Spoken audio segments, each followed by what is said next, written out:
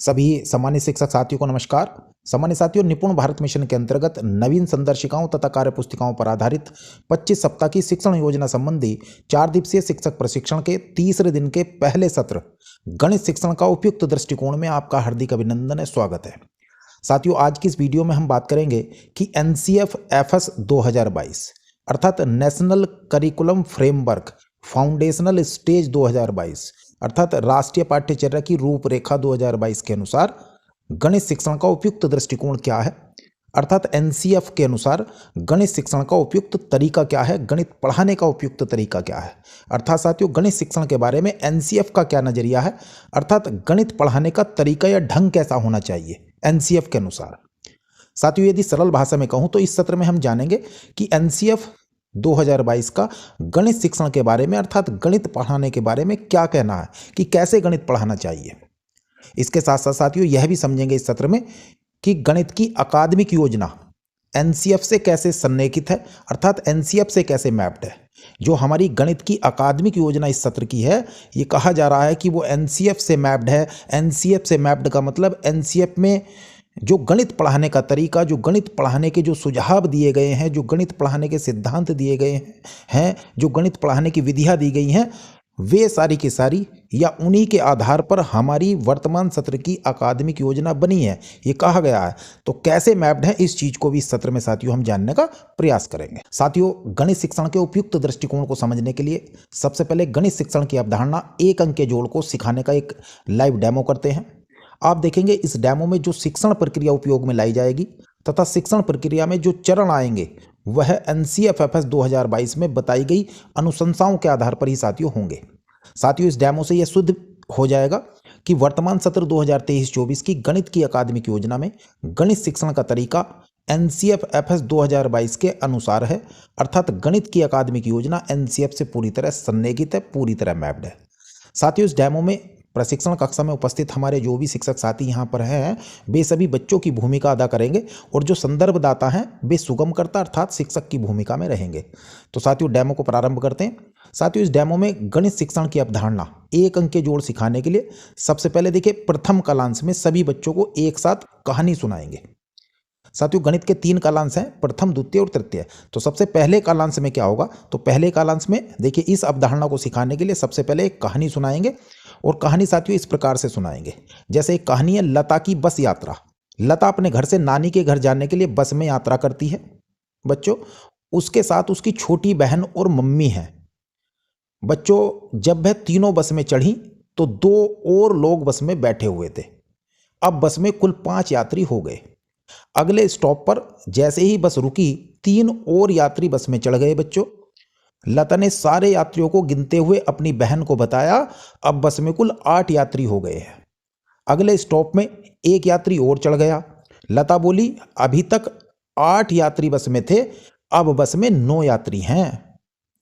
साथियों, यहां पर आप ध्यान दें कि हम बच्चे को जो दक्षता एक अंक के जोड़ सिखाना चाह रहे थे, उसमें सबसे पहले इस कहानी के माध्यम से कक्षा की शुरुआत कहानी के रूप में बच्चों के अनुभव, गणितीय शब्दावली, रोचक संदर्भ से हुई है, जिसे गणितीय बातचीत कहते हैं। NCF में भी साथियों इसे गणितीय बातचीत कहा गया है। देखिए साथियों, हम सिखा रहे हैं बच्चों को एक अंक के जोड़, तो उसके लिए सबसे पहले हमने क्या करा है, बच्चों को कहानी सुनाई है। इसके पश्चात साथियों बच्चों के 2 समूह बनाकर दोनों समूहों को अलग अलग कार्य देंगे, अलग अलग गतिविधियां कराएंगे। समूह 1 के बच्चे 10 फ्रेम के साथ एक अंक के जोड़ की गतिविधि करेंगे, जिसमें बच्चों को 3 चीजें दी जाएंगी। क्या दे दीजिएगा, एक तो संख्या कार्ड दीजिएगा, 2 रंगों के ब्लॉक या अन्य वस्तुएं दे दीजिएगा और तीसरा 10 फ्रेम दे दीजिएगा। 10 फ्रेम क्या है साथियों, एक ऐसा फ्रेम जिसमें 10 बॉक्स बने होते हैं, 10 खाने बने होते हैं। ठीक है साथियों, तो उसको हम कहते हैं 10 फ्रेम, जैसा कि स्क्रीन पर भी आप यहाँ देख पा रहे हैं। साथियों, एक बच्चे को 2 संख्या कार्ड उठाने हैं। वह बच्चा पहली संख्या कार्ड के बराबर, जैसे ही जो पहली संख्या उठाएगा तो जितने भी उस संख्या लिखी आएगी उतने ही ब्लॉक या उतनी ही वस्तुएं गिन करके वो 10 फ्रेम पर रख देगा। सपोज करिएगा बच्चे ने 3 संख्या उठाई तो वो 3 ब्लॉक या 3 वस्तुएं उठा करके 10 फ्रेम पर रख देगा। उसके पश्चात बच्चा दूसरी संख्या कार्ड उठाएगा और दूसरी संख्या पर सपोज करिएगा आता 5, तो वह बच्चा 5 वस्तुएं या 5 ब्लॉक को गिन करके 10 फ्रेम पर रखेगा और फिर 10 फ्रेम पर रखे कुल ब्लॉक को गिनने के लिए कहेंगे। ठीक है साथियों। इसके बाद जो दूसरे समूह के बच्चे हैं वे संख्या चार्ट के साथ पासों की सहायता से इस एक अंक के जोड़ की गतिविधि करेंगे। जिसमें बच्चों के पास संख्या चार्ट रहेगा, वे बच्चे पासा फेंकेंगे और पासे पर जितने भी अंक आएंगे वो संख्या चार्ट की सहायता से जोड़ेंगे। तो साथियों, इन दोनों गतिविधियों में आपने देखा कि इन गतिविधियों के माध्यम से शिक्षक के द्वारा दक्षता शिक्षण का कार्य किया गया, अर्थात दक्षता सिखाने का कार्य किया गया।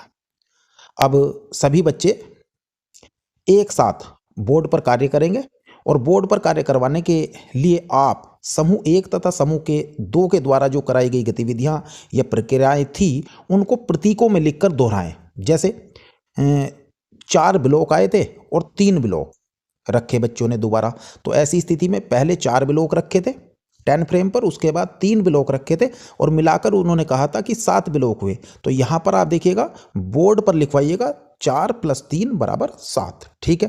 तो साथियों ध्यान दें, बोर्ड पर कार्य करने के माध्यम से भी शिक्षक के द्वारा दक्षता शिक्षण का कार्य किया गया। तो साथियों यहाँ पर अभी तक हमने 2 टर्म सीखे, 2 टर्म आए जिन्हें आप ध्यान रखेंगे। क्या, जब कहानी सुनाई थी तो उस समय एक टर्म आया था गणितीय बातचीत, और अब जब बच्चों ने देखिएगा यहाँ पर दोनों गतिविधियों के माध्यम से और बोर्ड के माध्यम से पढ़ाई की है, तो यहाँ पर दूसरा टर्म आया है दक्षता शिक्षण। तो पहला टर्म आ चुका है गणितीय बातचीत और दूसरा टर्म साथियों आया है दक्षता शिक्षण। दोनों का भी आप ध्यान रखें, आगे काम आएगा इनका। अब अगले कालांश 2 में सभी बच्चों को एक साथ कार्य पुस्तिका में कार्यपत्रक पर दक्षता अभ्यास करने को देंगे। तो यहाँ पर देखिए तीसरा टर्म आया है दक्षता अभ्यास। तो 3 टर्म हमारे पास हो गए हैं। इसके पश्चात तीसरा जो कालांश है, तीसरे कालांश में इस दक्षता पर सभी बच्चों की समझ को और अधिक सुदृढ़ बनाने के लिए, सुदृढ़ करने के लिए बच्चों के साथ खेल खेलेंगे, जिसे कहेंगे हम गणितीय खेल। तो यहाँ पर चौथा एक टर्म आया है गणितीय खेल। तो साथियों अभी हमने 4 टर्म यहाँ पर जाने हैं। पहला टर्म हमने जाना गणितीय बातचीत, दूसरा हमने जाना है दक्षता शिक्षण, तीसरा हमने जाना है दक्षता अभ्यास, और फिर हमने चौथा टर्म जाना है यहाँ पर गणितीय खेल। और इनको साथियों यहाँ पर जो हमने ये डेमो किया है इसमें हमने क्रम से कराया है। आपने देखा होगा सबसे पहले क्या हुआ था, बच्चों से गणितीय बातचीत हुई है, उसके बाद नेक्स्ट क्या हुआ है दक्षता शिक्षण हुआ है, उसके बाद क्या हुआ दक्षता अभ्यास किया गया है, और उसके पश्चात क्या कराया गया है गणितीय खेल कराए गए हैं। तो यहाँ पर हम एक गणितीय खेल करेंगे, उस खेल का नाम है उल्टा सीधा।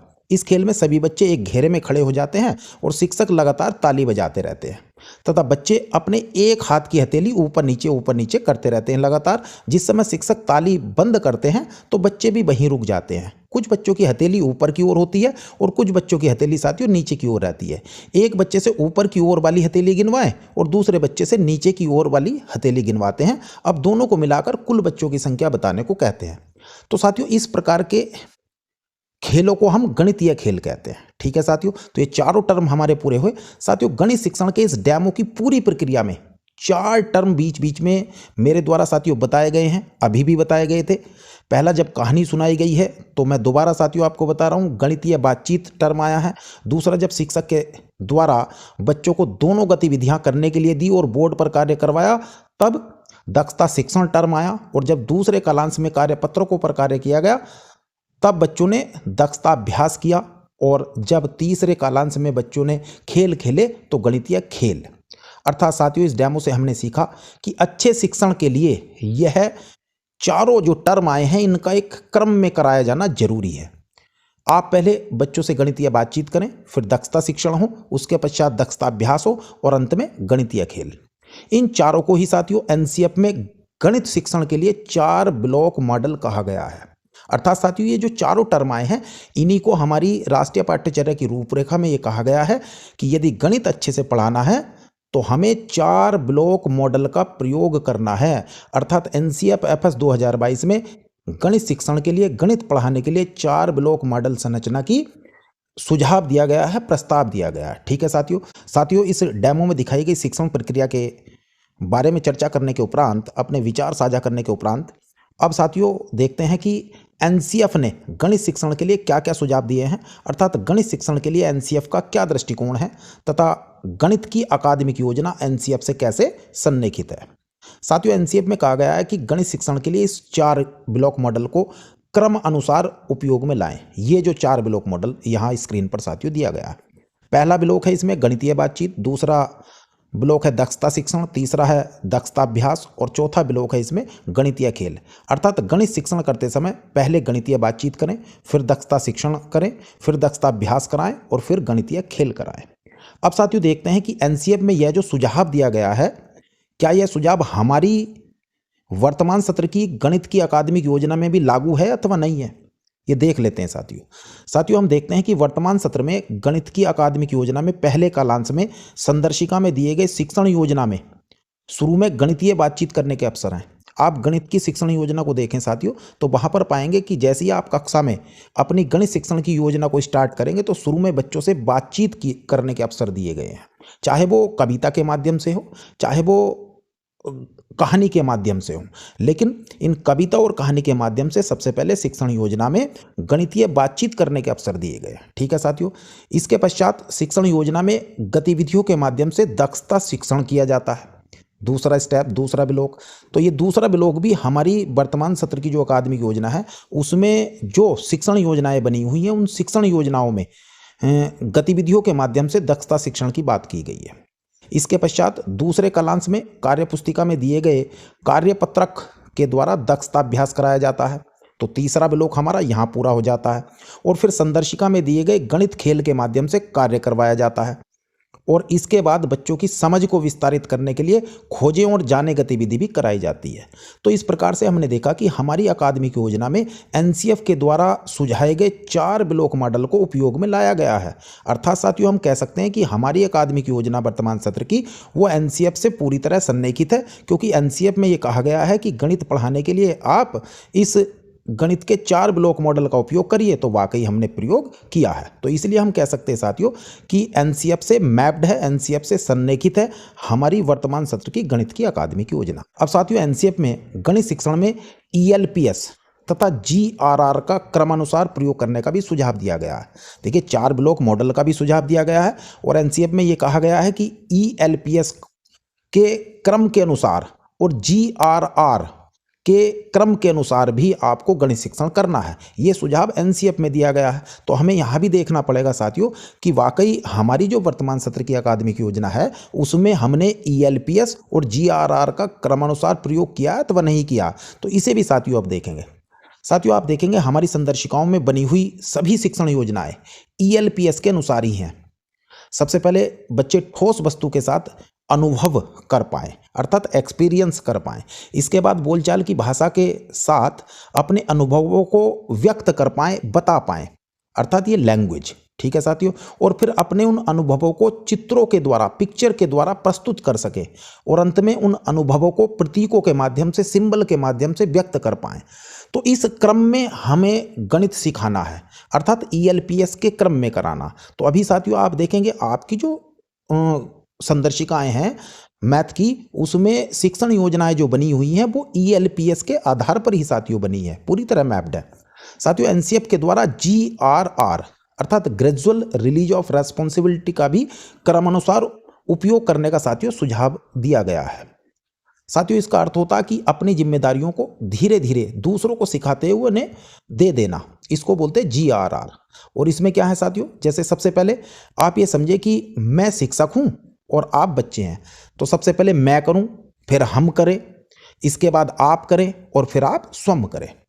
साथियों आप ये देखेंगे कि यह जो जीआरआर का क्रम भी हमारी अकादमिक योजना में लागू है। हमारी शिक्षण योजनाओं में मैं करूं और हम करें, यह दोनों स्टेप पूरे हो जाते हैं। कार्यपत्रक तथा गणित खेल में आप करे का स्टेप पूरा हो जाता है और हमारे गणित में दी गई गतिविधि खोजें और जाने में आप स्वयं करें, ये वाला स्टेप पूरा हो जाता है। तो साथियों इस प्रकार से हम कह सकते हैं कि हमारी गणित की अकादमिक योजना एनसीएफ में दिए गए गणित शिक्षण के सुझावों से पूरी तरह मैप्ड है, गणित पढ़ाने के तरीकों से पूरी तरह मैप्ड है, पूरी तरह सन्निहित है। साथियों एनसीएफ में गणित शिक्षण कराने के उपयुक्त तरीकों के लिए 5 चरणों वाली सीखने की प्रक्रिया पंचादी अर्थात साथियों 5 स्टेप लर्निंग प्रोसेस का भी प्रस्ताव दिया गया है। एनसीएफ में यह कहा गया है कि गणित शिक्षण कराने के लिए 5 स्टेप लर्निंग प्रोसेस को क्रमानुसार प्रयोग में लाएं। ठीक है साथियों, तो हमें यह भी देखना पड़ेगा क्या वाकई 5 स्टेप लर्निंग प्रोसेस को हमारी वर्तमान सत्र की गणित की अकादमिक योजना में भी लागू किया गया है अथवा नहीं शामिल किया गया है। तो देखिए साथियों, 5 स्टेप लर्निंग प्रोसेस में कहा गया है कि गणित शिक्षण करने के लिए सबसे पहले जो दक्षता बच्चे को सिखाना चाह रहे हैं उस दक्षता का परिचय हो, फिर उस दक्षता को सिखाने के लिए संबंधित अवधारणा की समझ पक्की की जाए, इसके पश्चात उस दक्षता का अभ्यास कराया जाए, फिर उसकी मजबूत समझ के लिए इस दक्षता से संबंधित अन्य इसी प्रकार की गतिविधियां कराई जाएं, अनुप्रयोग कराए जाएं और उसके बाद बच्चे की सोच को विस्तार देने के लिए गतिविधि कराई जाए। साथियों, हमारी अकादमिक योजना पूरी तरह से 5 स्टेप लर्निंग प्रोसेस से मैप्ड है, सन्निहित है। हमारी अकादमिक योजना में शिक्षण योजना में परिचय और अवधारणात्मक समझ के स्टेप आ जाते हैं, दोनों के दोनों। ये दोनों स्टेप, एक तो परिचय वाला पहला स्टेप और दूसरा अवधारणात्मक समझ वाला स्टेप, ये दोनों स्टेप हमारे शिक्षण योजना में आ जाते हैं। कार्य पुस्तिका में दिए गए कार्यपत्र के माध्यम से अभ्यास का स्टेप पूरा होता है।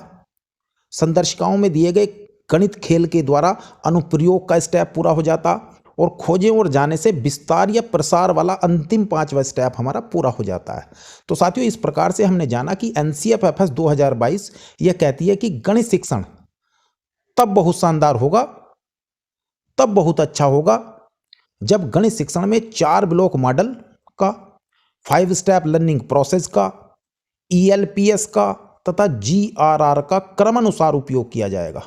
और आपने देखा साथियों कि हमारी गणित की अकादमिक योजना में इन सभी का उपयोग क्रमानुसार किया गया है। तो साथियों, इस प्रकार हम कह सकते हैं कि हमारी गणित की अकादमिक योजना NCFFS से पूरी तरह मैप्ड है, पूरी तरह सन्निहित है। साथियों, NCF में गणित शिक्षण के बारे में कहा गया है कि ठोस अनुभव के माध्यम से गणितीय अमूर्त विचारों का, अवधारणाओं का विकास करना है, जैसा कि ELPS के माध्यम से गणित सीखने को बच्चों के वास्तविक जीवन और पूर्व ज्ञान से जोड़ना है, समस्या समाधान के साधन के रूप में गणित का उपयोग करना है, गणित पढ़ाना है, गणित चर्चा, संप्रेषण और तर्क का उपयोग करना है, गणितीय सीखने के प्रति सकारात्मक दृष्टिकोण पैदा करना है, एक अच्छा रवैया विकसित करना है। साथियों, अब बात करेंगे गणित शिक्षण और समस्या समाधान पर। साथियों, बच्चों को समस्या समाधान के एक से अधिक तरीके सीखने चाहिए। साथियों, यहाँ पर एक उदाहरण लिया गया है और गमलों का, और ये प्रयास किया गया है पूछने वाले ने कि भाई इस उदाहरण के माध्यम से किसी भी समस्या का समाधान करने का एक तरीका नहीं बल्कि एक से अधिक तरीके हो सकते हैं। जैसे कि उन्होंने यहाँ पर पता किया कि भाई एक बाउंड्री है 40 फीट की और एक बाउंड्री है 400 फीट की, तो और दोनों में ही क्या है, एक एक फीट पर एक गमला लगाना है। तो देखिए, गमलों की कितने की आवश्यकता होगी। तो ऐसा तो जरूरी नहीं है कि कक्षा के सारे बच्चे एक ही तरीका अप्लाई करें कि गमलों की संख्या कितनी होगी। हो सकता है हमारे सदन में जो साथी बैठे हैं उनको बेबी जब यहाँ गमलों की संख्या को निकाले तो उनके भी अलग अलग तरीके हो सकते हैं। तो देखिए, मेन बात है कि उन्होंने समस्या को समझा कैसा है। जैसे वे समस्या समझेंगे वैसा ही उसका उत्तर भी निकालेंगे। तो समस्या को समझा कैसे है ये बड़ा महत्वपूर्ण है। और दूसरा ये है कि समस्या का जो समाधान निकालने के तरीके अलग अलग हो सकते हैं, तो वे अलग अलग तरीके हमें सीखने चाहिए। ठीक है साथियों, जैसे उदाहरण के रूप में अगर मैं कहूँ बच्चों को समस्या समाधान के एक से अधिक तरीके सीखने के लिए एक उदाहरण मैं साथियों यहाँ पर रख रहा हूँ। जैसे कि 8 + 7 को हल करने के लिए कौन कौन सी अलग अलग रणनीतियाँ साथियों हो सकती हैं। तो देखिए, कुछ बच्चे 8 के आगे 7 को गिन सकते हैं, तो कुछ बच्चे पहले 7 को 5 + 2 में बांटकर फिर उसमें 8 में 2 जोड़कर 10 बना सकते हैं और फिर बचे हुए 5 को 10 में जोड़कर 15 तक पहुंचा सकते हैं। इसलिए सीखने सिखाने में बच्चों की मदद करने पर ध्यान केंद्रित किया जाना चाहिए, जिससे वे समस्या समाधान का एक नहीं बल्कि साथियों कई सारे तरीके वे ईजाद कर सके। बच्चों को अपनी रणनीतियों का आविष्कार करने के लिए प्रोत्साहित किया जाना चाहिए, लेकिन इन रणनीतियों के लिए बच्चों को गणितीय अवधारणाओं और प्रक्रियाओं की एक मजबूत समझ की साथियों आवश्यकता होती है। तो इस प्रकार से मैं कहूँगा साथियों कि जो गणित शिक्षण है और जो समस्या समाधान है, तो समस्या समाधान के विभिन्न तरीके हों।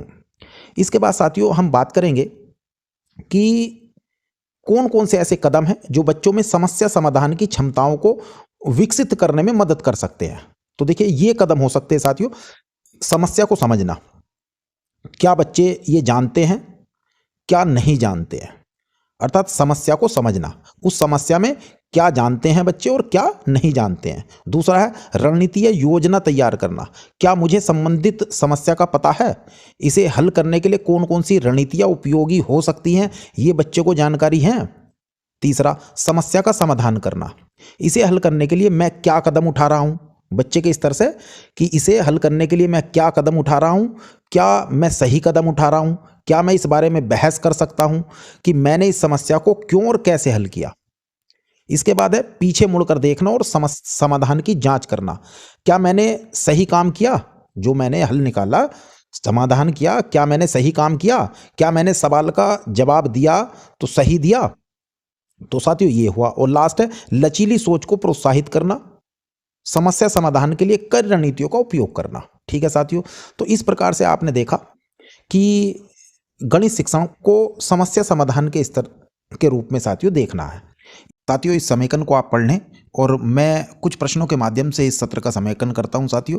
जैसे कि पहला प्रश्न है, एनसीएफ एफएस 2022 में गणित शिक्षण के लिए क्या सुझाव दिए गए।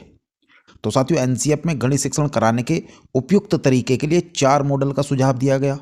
दूसरा, इसके साथ साथ 5 चरणों वाली सीखने की प्रक्रिया, जिसको हमने 5 स्टेप लर्निंग प्रोसेस अर्थात पंचादी कहा, उसका प्रस्ताव दिया गया एनसीएफ में।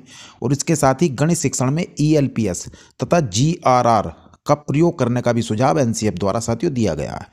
दूसरा प्रश्न देखते हैं साथियों, गणित शिक्षण के लिए 4 ब्लॉक मॉडल के चारों ब्लॉक कौन कौन से हैं। तो देखिए 4 ब्लॉक ये हैं। पहला है गणितीय बातचीत, दूसरा दक्षता शिक्षण, तीसरा दक्षता अभ्यास और चौथा गणितीय खेल। इसके बाद साथियों तीसरा प्रश्न है कि 5 स्टेप लर्निंग प्रोसेस पंचादी के 5 चरण कौन कौन से हैं। तो देखिए पहला है परिचय, दूसरा अवधारणात्मक समझ, उसके बाद अभ्यास, फिर अनुप्रयोग और उसके पश्चात विस्तार। साथियों एक प्रश्न है 10 फ्रेम क्या है। तो देखिए 10 खानों से बना फ्रेम जिसमें 10 वस्तुएं रखी जा सके, उसको कहते हैं हम 10 फ्रेम। ठीक है साथियों। अब प्रश्न 5वां है जीआरआर क्या है, अर्थात ग्रेजुअल रिलीज ऑफ रेस्पॉन्सिबिलिटी, अर्थात दूसरों को सिखाते हुए अपनी जिम्मेदारी का उन्हें हस्तांतरण कर देना, इसको कहते हैं जीआरआर। जिसके साथियों पद हैं मैं करूं, हम करें, आप करें और आप स्वयं करें। साथियों एक 6 प्रश्न है इसमें छठा कि वर्तमान अकादमिक योजना एनसीएफ से कैसे सन्निहित है। तो साथियों वीडियो में बताया गया है कि किस प्रकार से एनसीएफ से सन्निहित है, ये साथियों आपको स्वयं बताना है। ठीक है साथियों, तो इन्हीं शब्दों के साथ मैं इस वीडियो को, इस सत्र को समाप्त करता हूँ। धन्यवाद। यदि आपको मेरा प्रयास सार्थक लगा हो साथियों, तो इस वीडियो को लाइक करें, शेयर करें तथा चैनल को जरूर सब्सक्राइब करें। धन्यवाद।